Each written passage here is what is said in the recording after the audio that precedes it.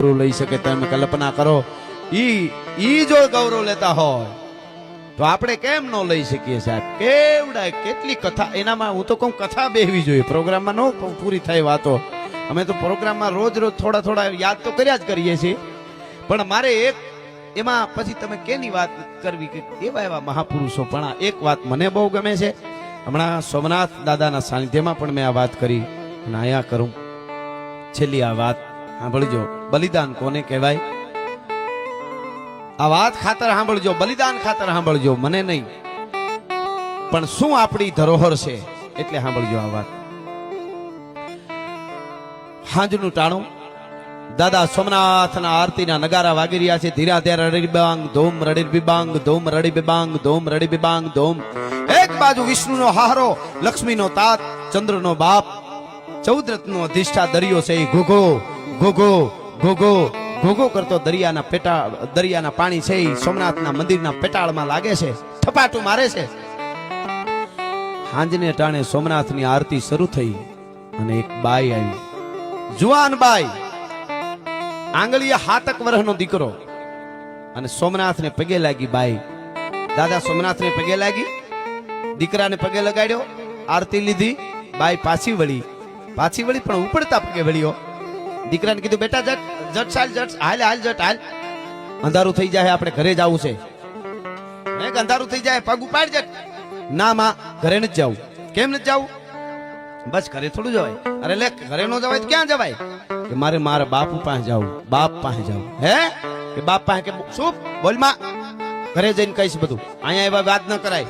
નહીં માં દીકરાને રગજક હાલે છે એટલે માં ઉતાવળે પગે હાલી એટલે હળી કાઢીને 7 વર્ષના બાળકે આમ ઓઢણાનો છેડો પકડ્યો માનો અને આંચકો માર્યો. માં, મારી ઉંમર ભલે નાની, હું 7 વર્ષનો પણ તારો દીકરો છું. હો, કયું નો કહું છું, બાપ પાસે લઈ જા, મારા બાપ પાસે લઈ જા. માં, ગામના છોકરા મને કાયમ ખીજવે છે, મારી મજાક કરે છે. ગામના છોકરા એમ કે તું બાપ વગરનો નબાપો છો. માં, છોકરા મને એમ કે જો મારો બાપ આવે, જો એલો મારો બાપ. તારો બાપ ક્યાં? તારી માને પૂછજે, તારો બાપ કેમ નહીં?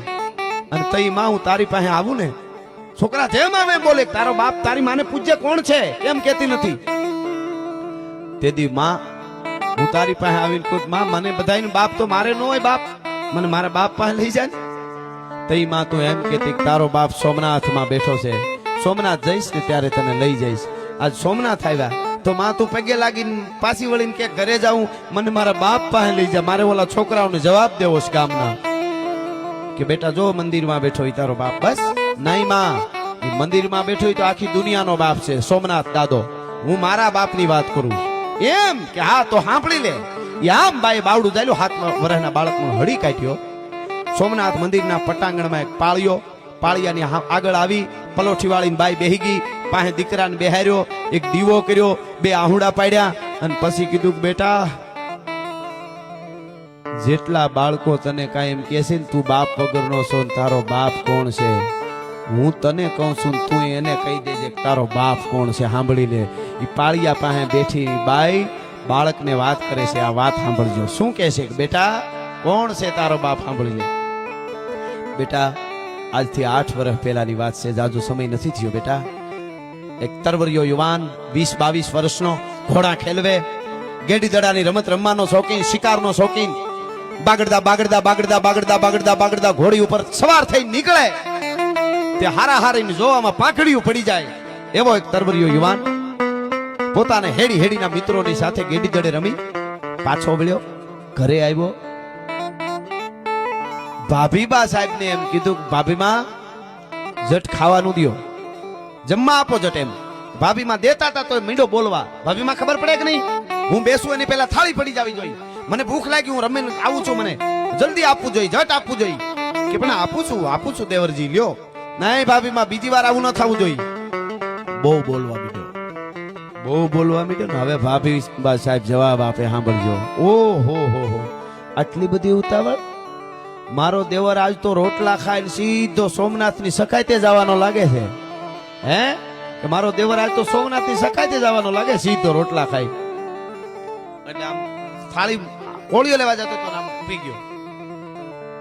જોજો ઓલી પાળિયા પાસે બેઠેલી એક બાઈ વાત કરે હોય ને 7 વર્ષના દીકરાને આ જુવાનની વાત કરે એ આખી કહાની કહે છે પાછી વાત નહીં આવશે એને કીધું કે સોમનાથની સખાતે આજ તો મારો દેવર જાહે એવું લાગે કે સોમનાથની સખાતે કેમ જવું પડે ભાભીમાં દેવરજી તમને નથી ખબર ના મને કાંઈ ખબર નથી તમને ક્યાં ખબર હોય તોફાન કરવા શિકાર કરવા ગેડી દડે રમવું ભાભીમાં અરે બાંધવું અને રોટલા બગાડવા તોફાન કરવા શિકાર કરવા ભાભીમાં અરે બાંધવું એની અરે કે તો જે માતાજી તમારે હજી ઉંમર નાની છે નાય ભાભીમાં જાઉં છું એ તમારે હજી ઉંમર નાની છે નાય ભાભીમાં જાઉં છું એ બાગડદાનો સુવર ભાગે જંગલી સુવરને ફરડક ભાલું મારો અને ક્રેક બાગડદાનો સુવર ભાગે જંગલી સુવરને ફરડક ભાલું મારો અને ક્રેક ક્રેક કરી અને સુવર વિંધાઈ જાય અને તમે કકડાટ દાંત કાઢો એવું ન માનતા કે સોમનાથના દરિયા કાંઠે સોમનાથ દાદાના પટાંગણમાં ટાણે ટાણે અડધો બકરો ખાવા વાળા હાથીની હૂંટ જેવી ભૂજાવું વાળા બંબલા ભરીને દારૂ પીવા વાળા કાળા કપડામાં અરબસ્તાની ઘોડાની માથે યવનો ઊભા છે ચારે બાજુ તમારા કેહરિયા ઘોડાને વચ્ચે નાખશો ને ચારે બાજુ મોત મોત મોત મોત દેખાતું હોય છે ને એમાં તમારે ઘોડો નાખવો પડશે હો હે કે આ તો ભાભીમાં સાંભળો દાદા સોમનાથના પટાંગણમાં સોમનાથની સાક્ષીએ ભાભીમાં તમારા ચરણ સ્પર્શ કરીને પ્રતિજ્ઞા લઉં છું સોમનાથના પટાંગણમાં ઈ દુશ્મનના દાંત ખાટા નો કરી નાખું તો હમીરજી ગોહિલ નહીં આ મારી પ્રતિજ્ઞા છે ભાભીમાં દુશ્મનના દાંત ખાટા નો કરી નાખું તો હમીરજી ગોહિલ નહીં કઈ સનાતનની તાકાત હશે આ સભ્યતા એમનામ હજારો વર્ષથી ઊભી છે 200 રાજપૂતો લઈ નીકળ્યો તો જ્યારે જ્યારે આ વાત મેં કેટલી જગ્યાએ આ વાત કરી છે મને એમ થાય કે અમે અમારું કામ કર્યા કરી આખો ઓઘો હળગ્યો હોય થી ઠરતો ન હોય જેટલા પૂળા નીકળ્યા એટલા બીજું તો શું થાય હવે આમાં હા કાયમ મારા પ્રોગ્રામમાં કહું છું કે અમીરાતની ખમીરાતની દેશભક્તિની મહાપુરુષોની સુરવીરોની સતી નારીઓની આવી ફરમાઈશો આવે ત્યાં સુધી પ્રોગ્રામ કરવા છે અમને સનેડાની ફરમાઈશ આવે તેથી ડીઝલ રિક્ષા લઈ લેવી બાકી પ્રોગ્રામો બંધ એના માટે નથી બોલતા સાહેબ શું અમારી ધરોહર છે સાહેબ આમ આમ ફેર લોહી ચડી જાય મોજના તોરા છૂટક ભલે આપણે અહીંયા આવ્યા આની વાતો કરવા હતું અને નીકળ્યા 200 રાજપૂતો ટૂંકમાં વાત કરું છું સાંભળજો આજનું યુવાધન સાંભળે ખાસ એટલે હું આ વાતો કરું છું આજે આપણે બહુ મગજ આપણે ખાલી થઈ ગયા છે આપણે આપણી પાસે નથી બેહી શકતા આપણને કઈ કોઈ ગમતું નથી ડિપ્રેશનમાં ઘડીકમાં આવી જાય સંઘર્ષ શું છે એ ખબર જ નથી યુવાધનને એટલા માટે હું આ વાત કરું સંઘર્ષ કોને કહેવાય 200 રાજપૂતો 200 કુંવારા નીકળ્યા હતા અરછીલામાંથી ટૂંકમાં વાત કરી દઉં ગાંડી ગીર આવી ગીરમાં ભોજન કર્યા છે અરે રસોઈયા જે લઈ ગયા હોય તે અને ભોજન કર્યા પછી રાત્રિના 200 રાજપૂતો સૂઈ ગયા અઘોર જંગલમાં નદીના કાંઠે સાંભળજો બધાય સૂઈ ગયા એક જણો જાગતો હતો દિગુબા એક જણો જાગતો હતો હમીરજી ગોહિલ આવા કાળા પથ્થરની માથે જઈને શેટો બેઠો કાળા ડમ અંધારા અને ગાંડી ગીર શિબરિયું બોલે છે શાળિયું લાળી હુકી હુકી હુકી કરે તમારા ત્રામ ત્રામ ત્રામ ત્રામ ત્રામ ત્રામ ત્રામ ત્રામ ત્રામ ત્રામ અવાજ આવે ગીરમાં અને ગાંડી ગીરના ઊંડા ગાળામાંથી ક્યારેક ક્યારેક કરીને હાવજ ડણકું સંભળાય